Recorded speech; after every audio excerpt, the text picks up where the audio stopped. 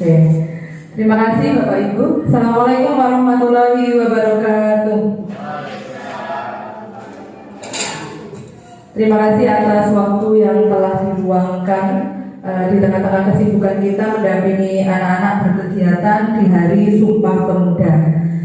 Di sini saya akan menyampaikan sedikit diseminasi tentang aksi nyata modul 1.4, temanya yaitu budaya positif. Di sini perkenalkan terlebih dahulu, nama saya Devi Rosanita dari CCP Angkatan 9 Kabupaten Sidoarjo. Kita yel-yel sekolah dulu, kemudian yel-yel CCP ya.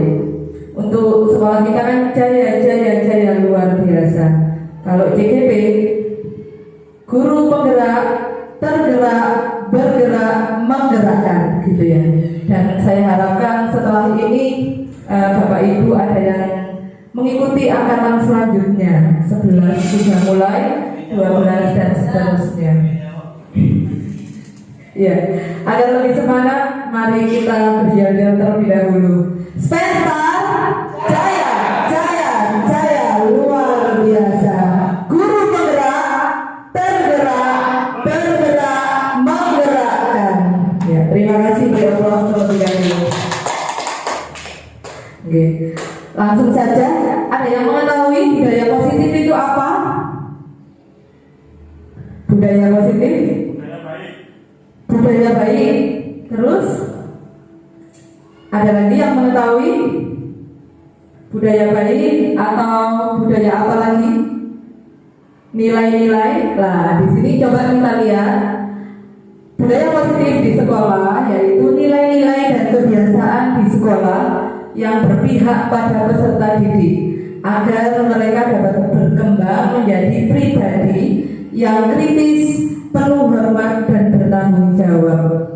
Di sini Bapak Ibu, di dalam pembelajaran guru penggerak ini, modul 1.1 itu dijelaskan tentang Ki Hajar Dewantara, pemikiran Ki Hajar Dewantara. Siapa Ki Hajar Dewantara itu?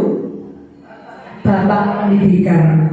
Ki Hajar Dewantara adalah bapak pendidikan yang dimana beliau menyarankan atau berpikir bahwa kita harus berpihak pada peserta didik. Keinginannya, kemauannya, nah maka pemerintah itu menerapkan kurikulum merdeka itu sebagai keberpihakan pada murid. Tuh. Perubahan paradigma di sini. Perubahan paradigmanya di sini adalah untuk membangun budaya yang positif. Sekolah perlu menyediakan lingkungan yang positif, aman dan nyaman agar murid-murid mampu berpikir, bertindak dan mencipta dengan merdeka, mandiri dan bertanggung jawab. Di sekolah kita sudah ada kader-kader dan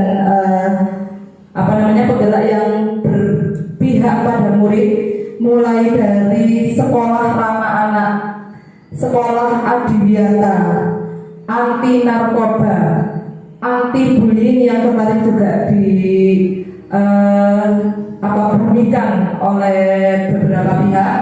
Kemudian di sekolah kita juga ada siswa-siswa inklusi. Di sini maka kita perlu adanya budaya positif yang perlu kita terapkan. Coba ini ada satu kegiatan, Bapak Ibu boleh bergandeng tangan. Kegiatannya adalah yang si A dan si B bukan bergandeng tangan seperti mengepalkan tangan tadinya. Maksudnya itu berdua, berpasang-pasangan saya itu ya. Ya, ini si A dan si B. Contoh Bu Lainil sama Bu Fetricia. Dari Bu Fetris misalnya menyobek kertas yang kemudian digenggam, ya kertasnya disobek kemudian digenggam, ditulis kemudian digenggam. Dan sekuat tenaga Bu Lainil ini mencoba, boleh meraih, boleh menghardik, boleh menggelitik dan lain sebagainya, yang dimana nanti bisa membuka genggaman, harapannya bisa membuka genggaman dari Bu Fetris. Kita coba ya beberapa menit. Coba Bu Fetris sama Bu Lainil. Oke. Bu Lainil boleh membuka tangannya dengan paksa. kemudian menggelitik, kemudian boleh mengganti, ya. Oke, kita hitung mundur. 10, 9, 8, 7, 6, 5, 4, 3, 2, 1. Terbuka atau tidak Bapak Ibu? Tidak. Kenapa mulai ini? Karena terlalu kuat. Oh, terlalu kuat. Kenapa Bu Petri tidak membuka genggamannya? Karena menyimpan sendiri. Karena ingin menyimpan lembarannya sendiri. Berarti karena ada kata-kata berharga dia Bu Petri ya. Kalau ada yang berpendapat, kenapa kira-kira Bu Petri tidak mau membuka? Kenapa kira-kira? Karena terlalu kuat tadi ya. Ya, karena terlalu kuat. Nah, ini di sini kan boleh sampai menghardik dan lain sebagainya. Kita anggap yang si A adalah tadi yang Bu dan yang A adalah Bu Petris, yang B adalah Bu Lailil. Nah, siapa yang mengontrol diri kita sendiri? Yang mengontrol genggaman tadi yaitu Bu Petris sendiri, dirinya Bu Petris sendiri. Di sini sejalan dengan kata-kata berikut. Kita sendiri yang memegang kontrol atas kepalan tangan kita. Apakah kita membuka atau menutup kepalan tangan kita untuk bergantung pada diri kita masing-masing sesuai dengan kebutuhan dasar kita saat itu. Ada yang tahu kata-kata kebutuhan dasar? Kebutuhan dasar ada berapa kira-kira kebutuhan dasar? Ini mungkin kalau bagi Bapak Ibu sebenarnya kata-kata istilahnya sudah banyak. Cuman untuk istilah ini kok kurang paham apa ya? Nah, maka perlunya di sini kita desiminasi. Oke, bentar. Kita berjalan mundur.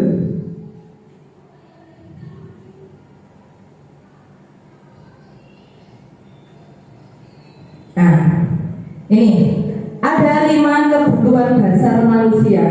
Yang pertama, rasa kasih sayang dan rasa diterima. Yang kedua, penguasaan. Yang ketiga, bertahan hidup.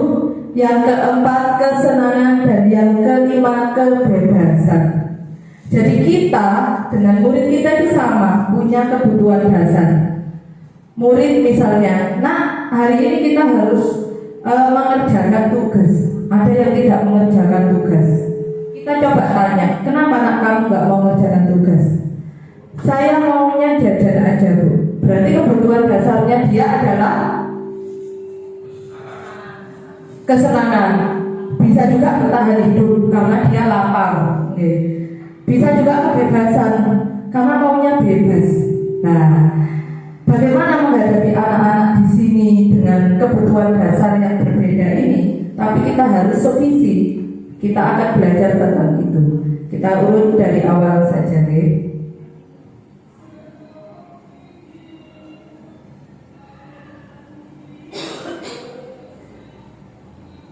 Oke.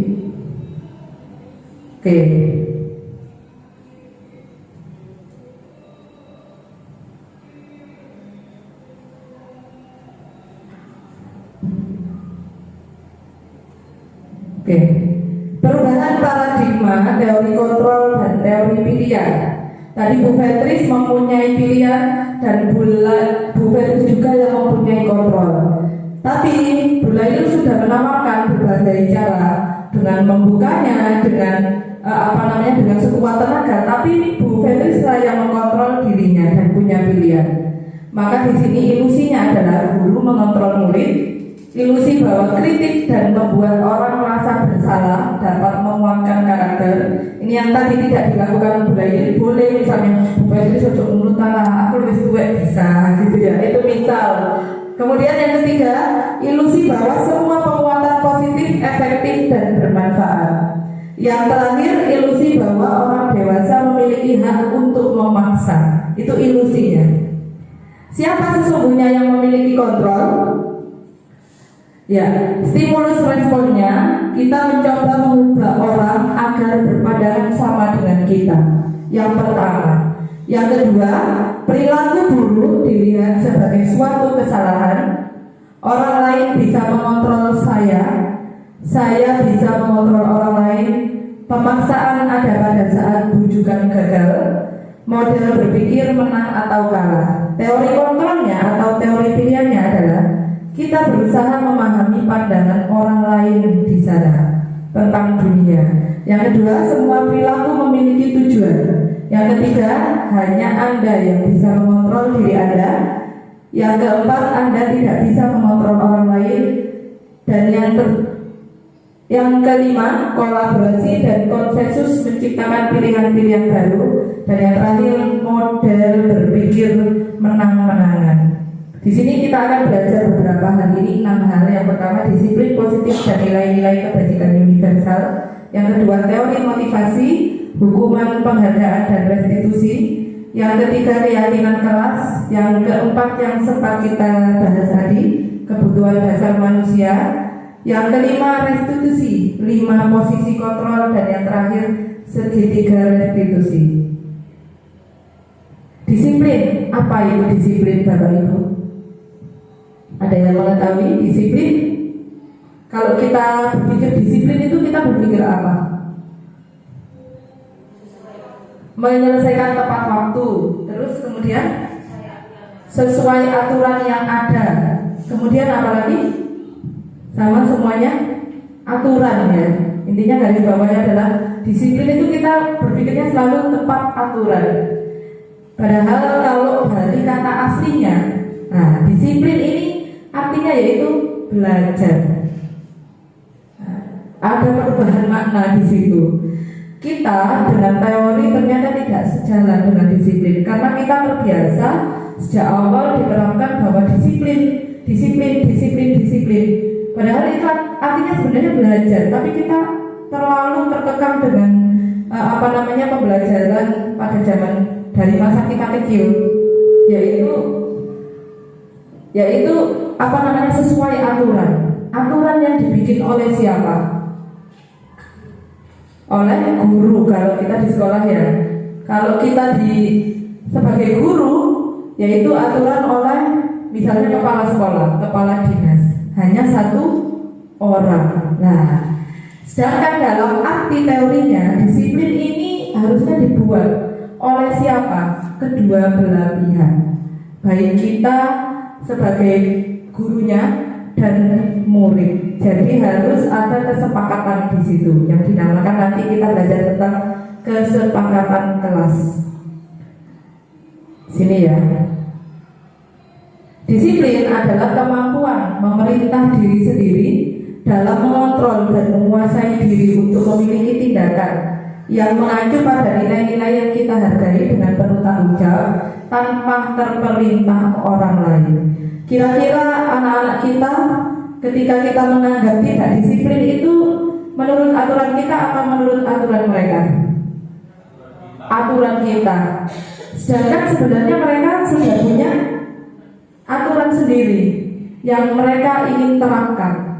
Maka kalau menurut mereka adalah disiplin. Tapi menurut kita tidak. Berarti tidak ada hal yang satu arah tadi. Sama, belum ada kesepakatan tadi. Tuh deh. Nilai-nilai kebajikan universal. Ini ada beberapa nilai-nilai kebajikan universal menurut Dr. William Glasser pada teori kontrol tahun 1984. Yang pertama, setiap perilaku atau perbuatan memiliki suatu tujuan.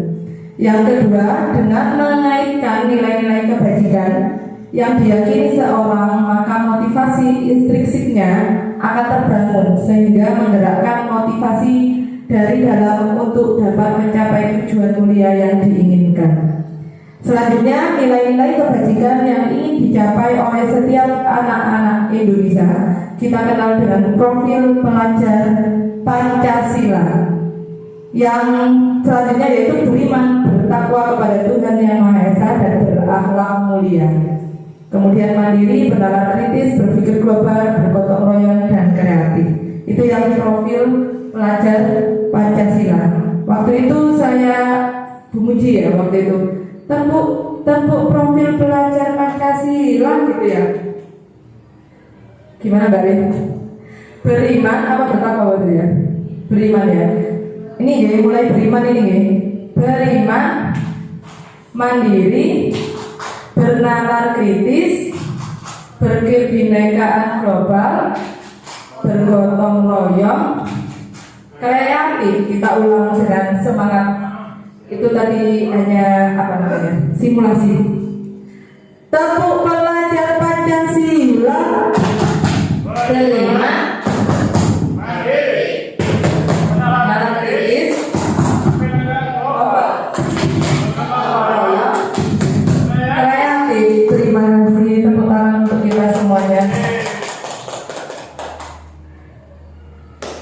Teori motivasi, hukuman dan penghargaan restitusi. Kalau motivasi, hukuman, penghargaan kita sering dengar ya. Restitusi itu saya baru dengar juga ketika saya belajar di modul ini. Apa sih restitusi itu? Mungkin Bapak Ibu sudah sering mendengar. Mungkin saya saja yang ketinggalan informasi gitu ya. Kita kupas satu-satu. Teori motivasi perilaku manusia. Yang pertama, untuk menghindari ketidaknyamanan atau hukuman apa yang akan terjadi apabila saya tidak melakukan. Ini motivasi yang timbul dari eksternal, dari luar. Untuk mendapatkan imbalan dari orang lain atau institusi, apa yang akan saya dapatkan apabila saya melakukannya. Ini juga motivasi eksternal. Yang terakhir, untuk menghargai diri sendiri. Saya akan menjadi orang yang seperti apa bila saya melakukannya. Ini adalah motivasi internal, tujuan yaitu disiplin positif. Contoh-contoh ini Bapak Ibu, saya juga masih belajar, sangat masih belajar. Contoh ketika saya datang pagi mengikuti doa pagi di ruang guru. Terkadang saya datangnya juga mepet jam 7 kurang gitu ya. Terkadang kurang dari jam 7, terkadang juga lebih dari jam 7 sedikit sebelum jam 7 lebih 5 sesuai jam kantor. Motivasi saya berbeda-beda. Terkadang saya juga takut sama kepala sekolah. Terkadang saya juga malu, takut dinilai teman-teman saya, wah kok terlambat. Yang terakhir, saya lebih malu lagi ketika siswa saya ada yang terlambat masuk ke musola, sedangkan saya terlambat dengan santainya gitu. Sepertinya sama dengan Bapak Ibu semuanya, sama kita juga masih belajar. Maka di situ ada dua motivasi eksternal dan internal. Yang internalnya adalah saya ingin menghargai diri saya sendiri, saya ingin masuk ke sekolah tanpa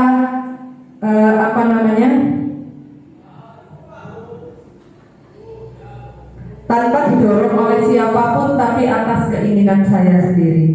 Begitupun siswa-siswa kita. Waktu itu nanti saya tayangkan videonya.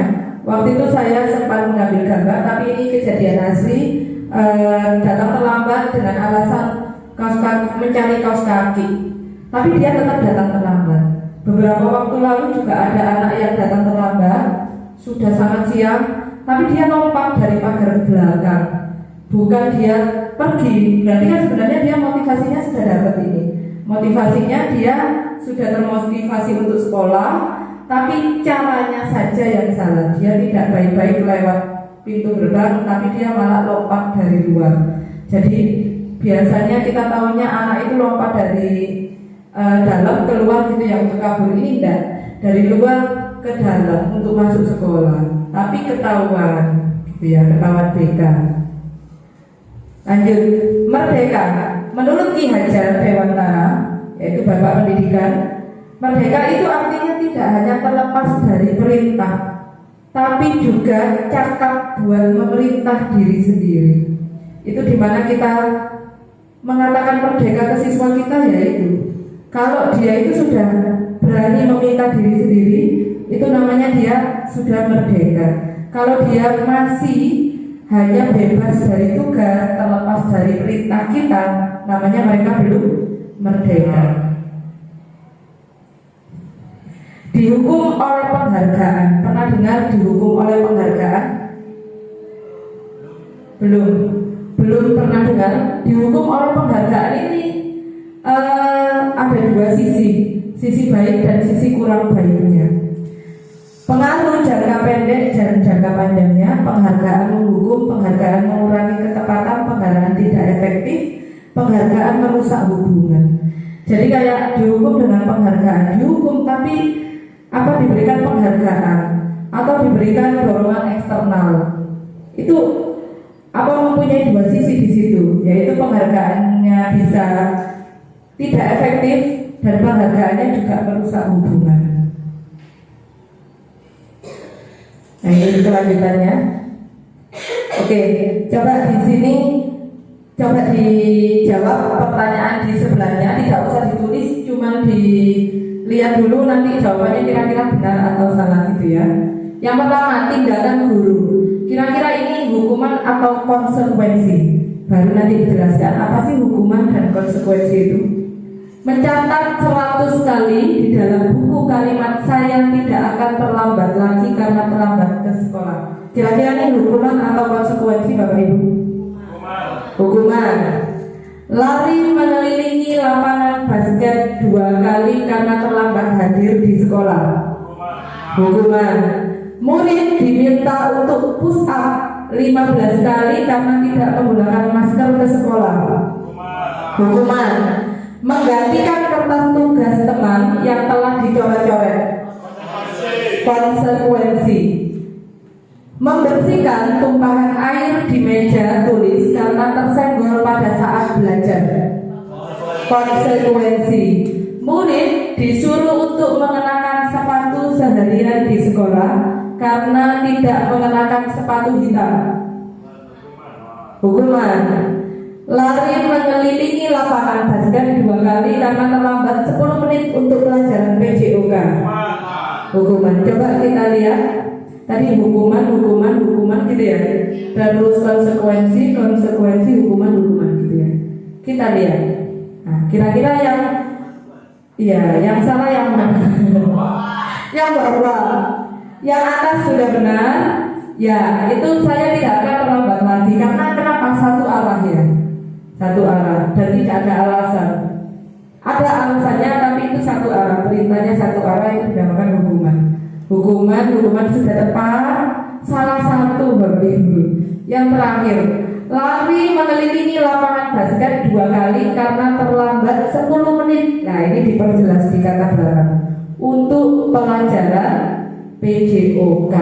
Kira-kira kalau yang melakukan guru seni budaya nyambung enggak? Tidak.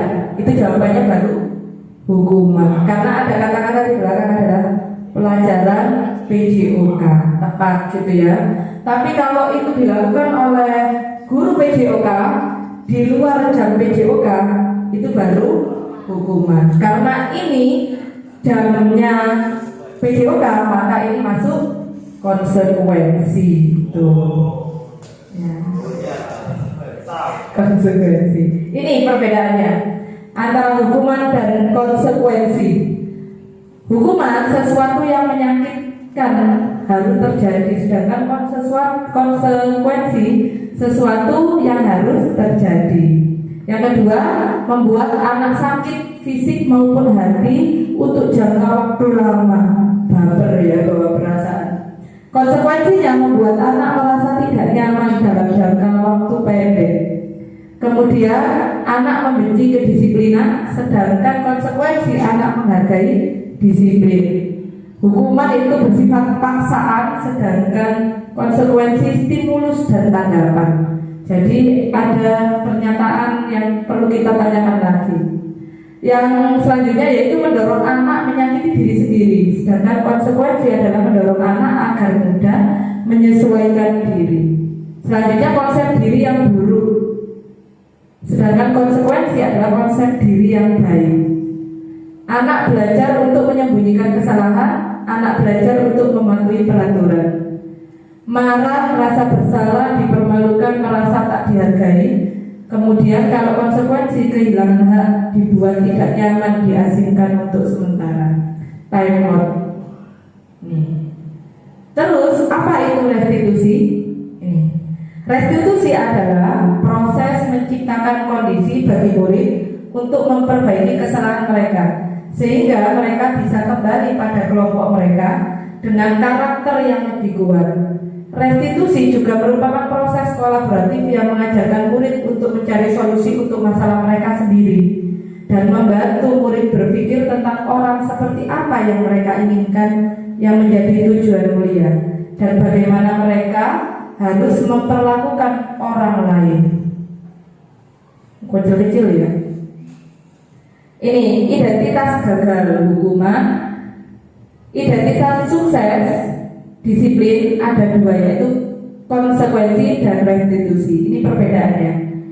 Sesuatu yang harus terjadi, sedangkan restitusi merupakan pilihan. Kira-kira kita kalau anak murid kita dikasih pilihan, mereka punya pilihan enggak? Punya. Kira-kira kalau mereka memilih terus tidak sesuai dengan kita mengarahkan atau memaksa? Mengarahkan. Nah, itu yang diharapkan di sini adalah kita mengarahkan. Jangan memaksa anak lo gak iso gitu. Misalnya kayak, sekarang coba dikerjakan halaman ini. Bu, saya nggak punya buku, saya mau ke koperasi beli buku gitu ya. Tapi kadang bablas sampai ke kantin. Balik-balik mulutnya sudah basah, kemudian ada sisa es di tangannya. Kita kan pasti bertanya, kamu dari mana? Dari beli buku apa beli es? Beli buku sama beli es. Kenapa? Haus, Bu. Kira-kira menurut Bapak Ibu benar atau salah? Salah. Saya juga mengatakan itu salah karena apa? Karena dia izinnya beli buku. Kita tidak boleh langsung memarahi. Sudah, kamu pergi sana dari ruang kelas. Kalau menurut saya anak-anak sekarang tambah seneng kalau dihukum. Jadi apa yang kita lakukan? Kita tanya, kira-kira tadi kamu benar atau salah? Kita kembalikan dulu keyakinan dia. Benar atau salah yang kamu lakukan? Benar, Bu. Kok bisa benar? Karena saya haus, saya beli buku sama beli minum di koperasi. Saya izinnya kan ke koperasi. Oh iya, benar. Kalau izinnya ke koperasi, tapi kamu izinnya tadi beli buku apa beli es? Beli buku. Harusnya bagaimana? Harusnya saya izinnya beli buku, kan kemudian haus saya kembali lagi ke kelas, izin lagi. Nah, itu baru tepat. Maka sekarang kamu salah atau benar? Salah. Kita sampai harus menemukan pada titik dia salah. Tapi terkadang karena kita juga sendiri mengajar yang di dalam kelas juga ada siswa-siswa kita, terkadang kita menunda. Boleh Bapak Ibu menunda, tapi itu harus clear. Kayak boleh menunda, nanti kalau dia sudah istirahat baru kita panggil, itu boleh. Tapi harus clear biar anak juga tahu tentang konsekuensinya dan keyakinan dia. Karena itu salah, kita kembalikan ke izinnya tadi gitu ya.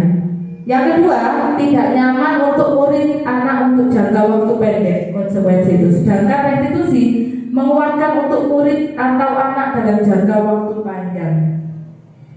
Yang ketiga, korban bisa diabaikan. Restitusi, korban mendapatkan ganti. Yang selanjutnya, murid anak dibuat tidak nyaman. Sedangkan restitusi, murid atau anak mendapatkan penguatan tadi karena kita tanya keyakinannya dia. Punya alasan dia itu akhirnya, oh iya sih saya salah, oh iya saya ini. Jadi kalau kita menghadirkan mereka marah, dendam gitu ya kadang. Tapi kalau kita mengembalikan, oh iya saya salah, dia akhirnya memahami. Kemudian penguatan hanya bertahan dalam jangka waktu pendek, sedangkan restitusi tujuan akhirnya adalah masalah terpecahkan. Selanjutnya memerlukan monitoring dan supervisi terus menerus dari guru.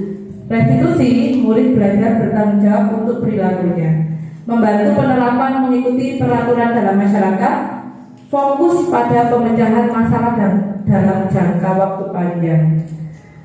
Konsekuensi, apa peraturannya? Mampukah kamu melakukannya? Terima kasih. Ini pertanyaan konsekuensi. Sedangkan restitusi, apa yang kamu yakini? Apa yang bisa kamu lakukan untuk memperbaiki masalah ini? Konsekuensi, murid anak menghormati peraturan. Yang restitusi, murid atau anak menghormati dirinya dan orang lain. Ini saya sedikit cerita. Waktu itu, waktu saya di kelas 7 kan menerapkan seperti ini. Kalau maaf ya berbicara kotor atau miso di dalam kelas terdengar Bu Devi, kemudian ada yang saksinya atau yang melapor, kemudian saksinya minimal 2, saya kata gitu. Pertama itu saya buat sendiri peraturannya. Istighfar 10 kali. Ternyata tetap dilakukan dengan anak yang sama di dalam jangka waktu yang sama, maksudnya hari itu juga. Dia meso lagi gitu ya, dan ada saksinya.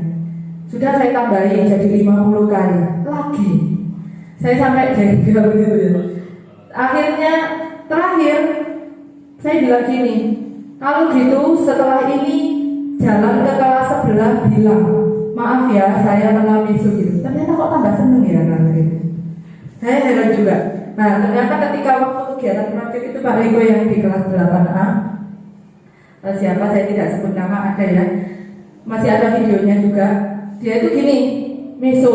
Terus temannya itu ngomong, iya Bu miso tadi. Terus anak-anak bilang gini, Bu istighfar aja 50 kali gitu. Kamu keberatan atau tidak 50 kali? Beratan Bu, berapa? 10 kali. Terus teman-temannya bilang gini, di video aja Bu, di video. Saya video. Ketika saya video terus gak ada kejadian yang kedua itu. Kira-kira kenapa Bapak Ibu? Iya takut. Bener, takut disebarin videonya atau dimasukkan ke grup guru. Pikirannya anak zaman sekarang sama kita itu beda. Kalau saya dulu kan disuruh jalan ke kelas sebelah itu malu ya. Anak sekarang tidak, malah waktu mau saya suruh jalan ke kelas sebelah bilang gini, iya aku kebetul iko ayu gitu. Itu beneran. Anak saya gini loh. Ya kalau saya kita kirain malu, ternyata tidak malu, malah senang. Tapi kalau di video dia takut. Pun dihapus videonya. Saya kan sudah tidak melakukan ketika saya mau keluar kelas itu. Baru saya hapus. Waktu itu tapi saya hapus, tapi kan masih ada di desain ya. Makanya bukan buat koleksi pribadi aja. Nah itu saya gini, oh anak sekarang itu pikirannya berbeda. Makanya kita harus cari solusinya itu di anak-anak sendiri. Terkadang mereka itu punya solusi untuk masalahnya sendiri. Tapi kita memikirkan dan menyamakan dengan zamannya kita, bahwa kalau anak dihukum begini dia akan takut. Ternyata tidak. Jadi tambah seneng gitu loh, kayak tambah seneng. Malah kayak ajang saya untuk ini namanya apa itu gitu. Iya, berpesona. Iya benar, berpesona. Heran saya juga. Mungkin Bapak Ibu ada yang punya pengalaman penerapan seperti itu yang berbeda dengan saya. Ada yang ingin berbagi? Bu Riri barangkali. Ini saya kan dari kalau sekarang kan terpusat pada siswa pembelajaran. Ada di satu kelas. Kalau untuk saya kebetulan materinya kan perlu hitungan. Kalau hitungan itu selain anak-anak mencari konsepnya sendiri, itu juga harus karena mereka kebingungan dalam menerapkan perhitungannya. Jadi saya kasih contoh, namun saat diberikan contoh di depan untuk menghitung itu ada temannya yang sibuk sendiri bermain pulpen kayaknya. Karena kalau HP waktu pelajaran saya biasanya saya suruh masukkan, jadi tidak ada yang mengoperasikan HP. Dia sibuk sendiri bermain dengan pulpen di bawah mejanya. Untuk mapel saya sendiri di awal itu selalu dibuat kesepakatan kelas. Kalau memang merasa sudah bisa tidak apa-apa, tidak saya jelaskan. Namun saat ditanya itu ada konsekuensinya, yaitu harus mampu menjawab dan jawabannya benar. Itu baru saya tidak apa-apa kalau memang sedang sibuk sendiri. Tapi ya itu waktu ditanya bisa. Namun untuk anak yang sedang melakukan kesibukannya sendiri tersebut ditanya itu belum bisa. Lalu teman-temannya juga sudah membantu, namun masih belum paham karena memang mungkin karena terlalu asyik dengan kegiatannya. Akhirnya pada saat itu saya cukupkan untuk memberikan contoh atau untuk menjelaskan di bagian perhitungan, dan saya berikan info untuk semuanya. Jadi hal tersebut berlaku untuk satu kelas tersebut. Kalau memang tidak bisa menjawab, maka satu kelas tersebut hari itu tidak saya jelaskan lebih lanjut. Namun jika memang ingin mengetahui lebih lanjut, secara personal maju ke saya. Jadi tidak dijelaskan secara klasikal tapi perorangan. Akhirnya memang yang beberapa yang memang ingin belajar itu maju sendiri. Namun yang untuk kasus-kasus tertentu anak-anak tersebut ya akhirnya waktu diberi post test itu banyak yang dikategorikan berkemampuan atau berpengetahuan rendahnya karena tidak dijelaskan. Saya hentikan untuk menjelaskan dan anak tersebut juga tidak begitu memperhatikan seperti itu. Namun kalau yang sudah niat, walaupun sudah saya tidak jelaskan, namun mereka ingin mengetahui lebih lanjut itu maju personal dan nilainya juga mengikuti sesuai dengan apa yang mereka pelajari. Jadi dikategorikan untuk berpengetahuan yang lebih tinggi seperti itu. Jadi konsekuensinya menurut saya ya yang didapat anak tersebut dan perilakunya berbeda sesuai dengan apa yang dilakukan seperti itu. Barangkali ada lagi yang mau sharing yang lain, Bapak Ibu, Pak Riko, Pak Arumi, dengan pelajaran yang berbeda. Kalau TIK apa Pak? Jangan sampai suruh mencuci komputer. Ada yang lain, Bu Kemi mungkin tentang PKN? Udah. Tidak berkomentar. Oke. Terima kasih Bu Lere telah sharing tentang konsekuensi dan restitusi itu ya. Ya, memang Bapak Ibu kita perlu cari terus strategi bagaimana mengikuti perkembangan anak-anak itu ya. Ya, kalau saya belajar dari hal yang saya ceritakan tadi, intinya jangan menyamakan dengan zaman kita ya, sepertinya seperti itu. Kalau kita menyamakan, sudah menurut anak-anak adalah ketinggalan zaman. Oke, ini 9 ciri-ciri restitusi tadi sudah ada ya di sana. Oke, keyakinan kelas. Ada yang setiap masuk di awal pembelajaran atau awal tahun ajaran membuat keyakinan kelas atau kesepakatan kelas. Ya, ada ya, sudah ya Bapak Ibu, kita sudah menerapkan ya. Ya, memang keyakinan kelas dan kesepakatan kelas di sini tuh sangat-sangat penting. Dulu saya tahunya itu bukan waktu sekolah SD, SMP, SMA, tapi waktu kuliah. Ya, dosen-dosen itu setiap masuk itu ada kesepakatan itu, kayak sampai ke nilai UTS berapa persen, nilai PAS berapa persen, sampai nilai akhir itu berapa persen, itu ada semuanya, kehadiran berapa persen. Jadi kalau kita sampai tidak mengikuti mata kuliah, ada yang dosen itu kan menilainya tinggi sekali untuk kehadiran, hampir 70%, ada saya punya dosen begitu. Ada yang 10% kemudian BTS, kemudian nilai akhir itu PAS baru 20%. Yang lain kayak presentasi atau apa itu tidak dianggap, itu ada. Dan itu ternyata sangat penting gitu. Saya baru tahu, mungkin kalau zaman yang baru-baru mungkin guru-guru SD, SMP, SMA atau sudah menerapkan. Tapi saya baru tahu waktu kuliah. Nah itu. Ya, ternyata keyakinan kelas ini yaitu nilai kebajikan atau prinsip universal yang disepakati bersama secara universal lepas dari latar belakang suku, negara, bahasa maupun agama. Keyakinan akan lebih memotivasi seseorang dari dalam, intrinsik seseorang akan lebih bersemangat untuk menjalankan keyakinannya daripada hanya sekedar mengikuti serangkaian peraturannya. Itu kalau misalnya Bapak Ibu belum menerapkan, coba diterapkan, pasti ada yang berbeda. Tidak ada kata terlambat, tidak harus di tahun ajaran baru, tapi di awal kita masuk, kita menanyakan keyakinan lagi itu boleh. Contoh, anak-anak kita bulan kemarin telah membuat keyakinan kelas atau kesepakatan kelas ini. Ada yang ingin diperbarui misalnya gitu. Misalnya dulu mengusulkan tidak boleh makan dan minum. Kalau makan dan minum memberikan teman-teman satu kelas gitu ya anak-anak ya. Diganti misalnya memberikan makan dan minum teman-teman satu sekolah misalnya. Boleh, asalkan dua pihak ini bersepakat. Okay. Pembentukan keyakinan kelas. Pembentukannya keyakinan kelas bersifat abstrak daripada peraturan yang lebih rinci dan konkret. Keyakinan kelas berupa pernyataan-pernyataan yang universal. Yang ketiga, pernyataan keyakinan kelas senantiasa dibuat dalam bentuk positif. Yang keempat, keyakinan kelas hendaknya tidak terlalu banyak sehingga mudah diingat dan dipahami. Yang kelima, semua warga kelas sebaiknya ikut berkontribusi dalam membuat kegiatan kelas lewat curah pendapat. Yang terakhir, bersedia meninjau kembali keyakinan kelas dari waktu ke waktu. Ini contoh peraturan dan keyakinan kelas. Maaf perbedaannya. Peraturan selalu kembalikan buku ke tempatnya. Keyakinan kelas ini adalah tanggung jawab, bentuk tanggung jawab. Dilarang mengganggu orang lain. Di sini bentuk keyakinan kelas menghormati orang lain.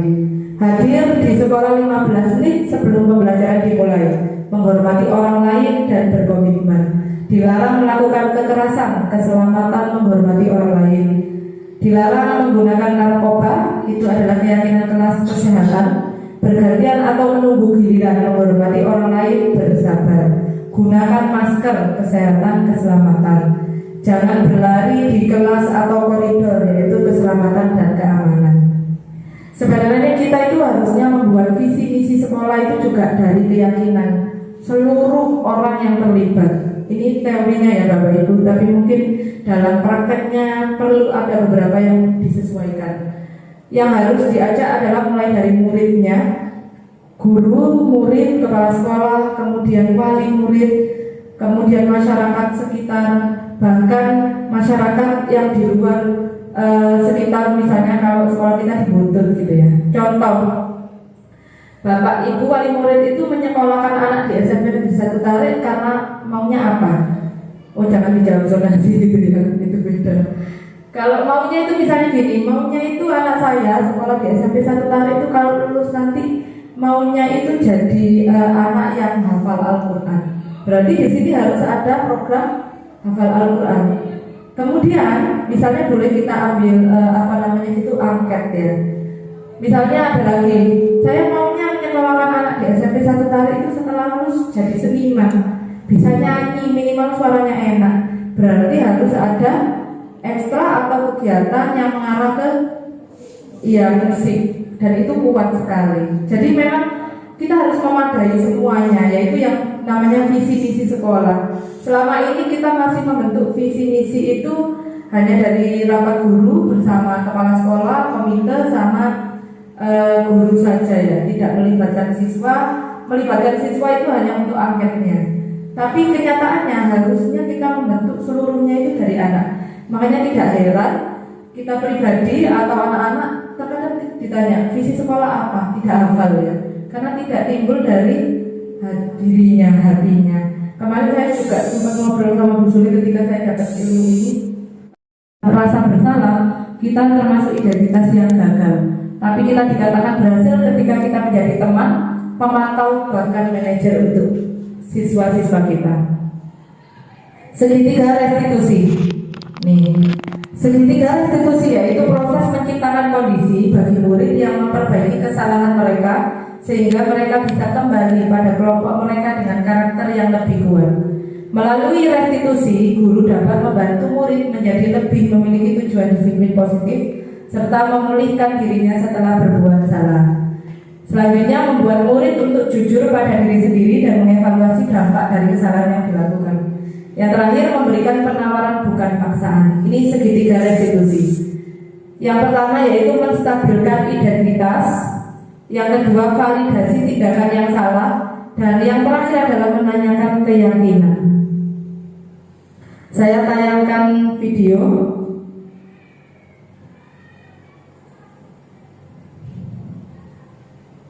Ini video tugas saya yang saya tadi cerita. Ini malah waktu mengambil gambar ini ada kejadian lucu. Saya mengambil gambar, ternyata Bu Kelly juga ikut ke syuting. Tapi tidak saya masukkan di sini. Jadi waktu itu tag-nya diulang. Ya.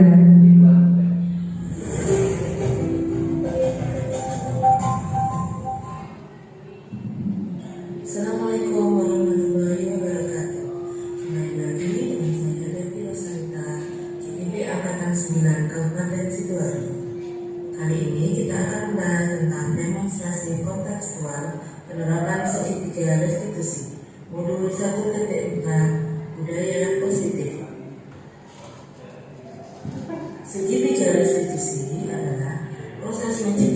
kondisi bagi peserta didik untuk memperbaiki kesalahan mereka sehingga mereka bisa kembali pada kelompok mereka dengan karakter yang lebih kuat.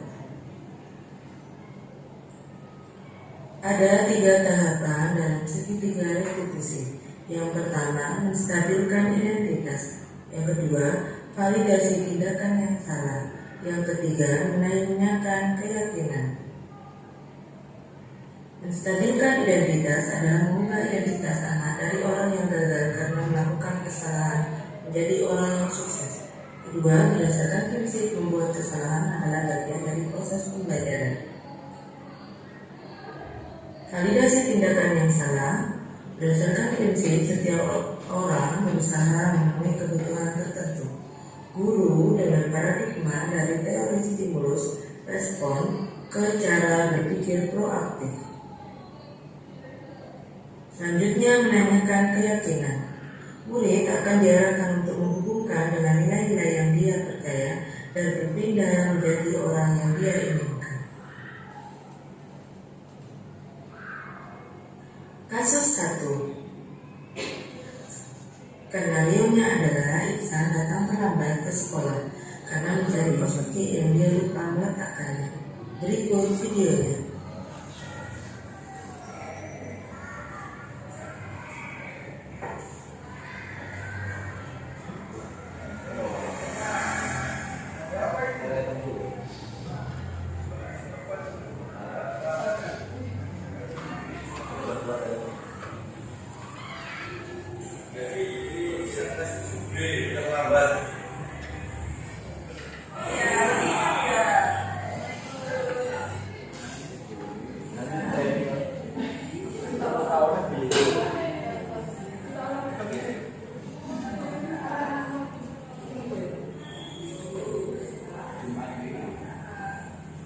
Ini proses validasi tindakan, menanyakan datang jam berapa. Ya. Suaranya kurang gede.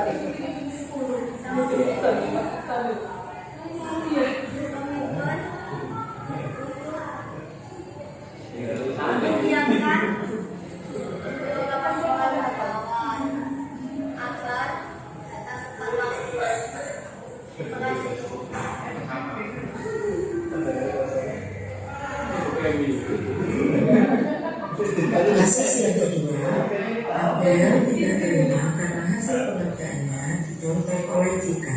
Abel marah dan berantem dengan Cika dan Kali ini skenario tadi asli dia datang terlambat.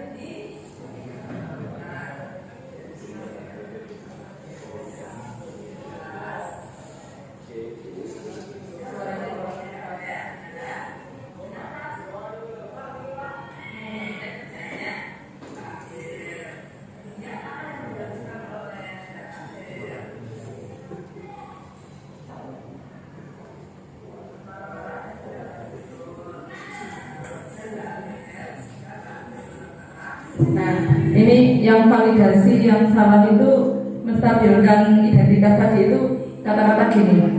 Oh iya, wajar Mbak Abel marah-marah. Kenapa?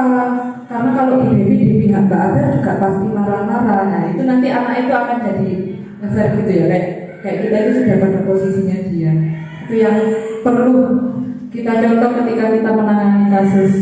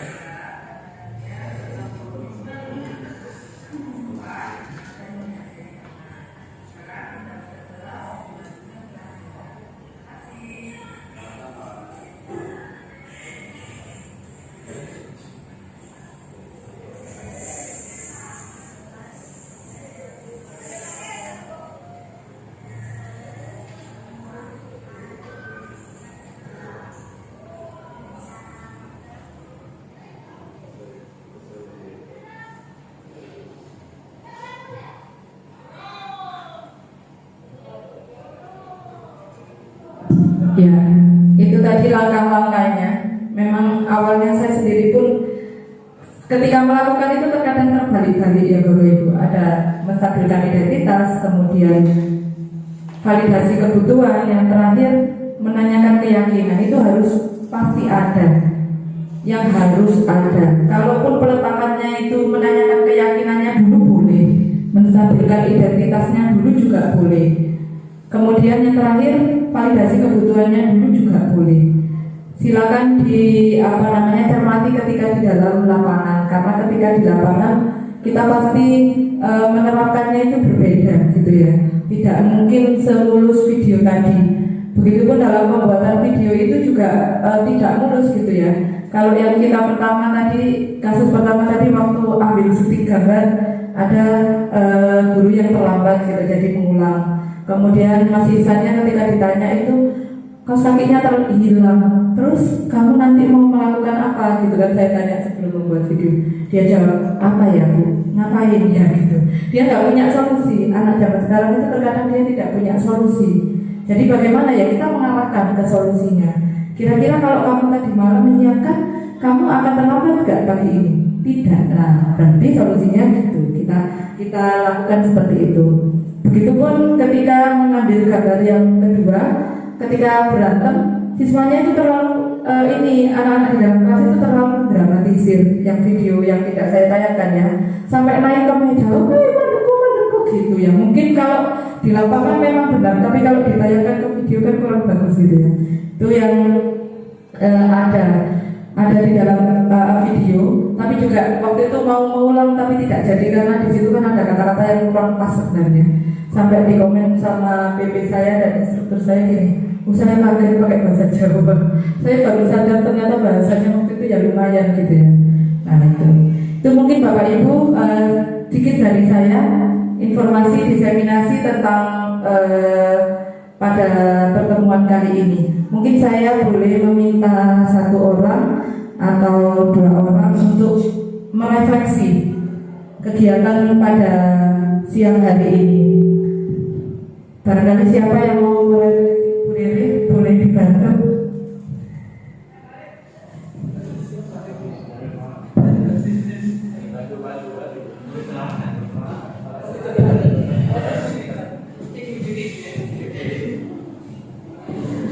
Dari hasil apa yang disampaikan oleh Bu Devi, mungkin pengetahuan baru yang saya dapat dan bisa saya terapkan di mana ada perbedaan terkait dengan konsekuensi dan hukuman. Jadi kedepannya mungkin saya akan mencari trik-trik atau cara-cara bagaimana meminimalkan ataupun tidak menggunakan hukuman tapi menggunakan atau menerapkan konsekuensi. Jadi dari 2 arah, dan siswa pun bisa lebih kalau kita membahasakannya legowo. Jadi dia tahu kalau dia melakukan sebuah kesalahan A, dia tidak dihukum, tapi dia akan menjalankan konsekuensi dari perbuatannya tersebut, dan anak juga dilatih untuk bertanggung jawab terhadap apa yang dilakukannya tanpa ada rasa sakit hati terhadap gurunya.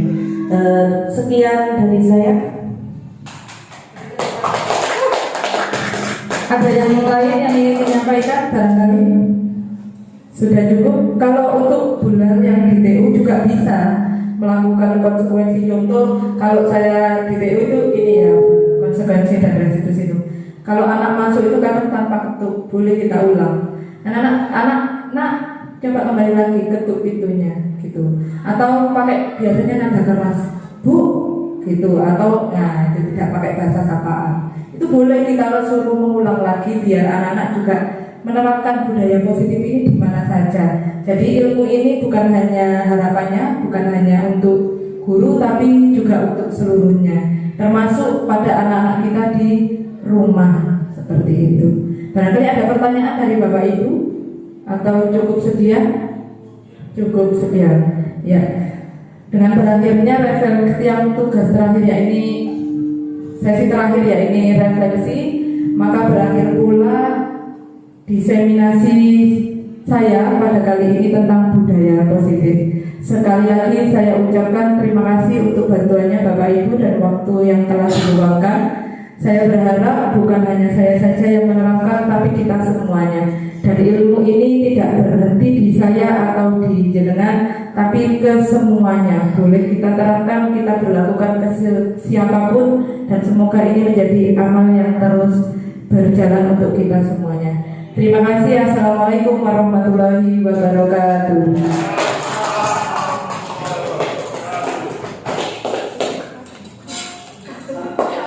Warahmatullahi wabarakatuh.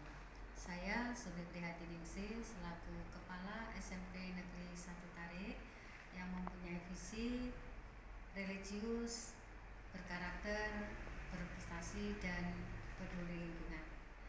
Di sini kami mempunyai satu CGP angkatan 9 yang bernama Devi Rosa Sanita SPD yang pada tanggal 28 Oktober tahun 2023 telah melaksanakan aksi nyata budaya positif di SMP Negeri 1 Tarik. Budaya positif di sini yaitu nilai-nilai, keyakinan-keyakinan dan kebiasaan-kebiasaan yang berpihak pada anak, yang tentunya bagaimana nanti bisa membuat bahwa pembelajaran di SMP Negeri 1 Tarik ini anak-anak merasa nyaman. Dalam melaksanakan aksi nyata, beliau sudah melaksanakan beberapa kegiatan, diantaranya yaitu budaya positif tentang pembelajaran awal dan bagaimana akhir pembelajaran, kemudian pembiasaan yang ada di sekolah, baik terkait dengan pelaksanaan kegiatan di SMP Negeri 1 Tarik, khususnya mengenai bagaimana menggunakan HP, bagaimana perilaku terhadap Bapak Ibu guru, kemudian bagaimana menerapkan sopan santun ke teman-teman maupun ke yang lebih tua. Nah, untuk kegiatan-kegiatan budaya positif ini tentunya semua harapannya adalah untuk bisa menumbuhkan nilai-nilai positif pada anak-anak yang sudah merupakan komitmen yang dibuat oleh anak-anak sendiri. Nah, untuk itu kegiatan-kegiatan ini sangat mendukung sekali terkait dengan sekolah kita yang sudah sekolah adiwiyata, sekolah ramah anak, sekolah anti narkoba, dan yang mendukung kegiatan yang lainnya. Kemudian untuk kegiatan dari CGP SMP Negeri 1 Tarik ini tentunya luar biasa, kami sangat mendukung ini untuk lebih menguatkan budaya positif yang ada di SMP 1 Tarik yang sekiranya masih perlu kita tingkatkan lagi, sehingga semua kegiatan aktivitas di SMP Negeri 1 Tarik ini semuanya bisa merasa aman dan nyaman, yang pada akhirnya bahagia di SMP Negeri 1 Tarik. Harapan kami mudah-mudahan untuk kegiatan dari CGP ini terus ditingkatkan dan bisa selalu didiseminasikan ke teman-teman di SMP Negeri 1 Tari. Terima kasih, mudah-mudahan semuanya berjalan lancar dan budaya positif di SMP Negeri 1 Tari bisa luar biasa. Saya akhiri, Assalamualaikum warahmatullahi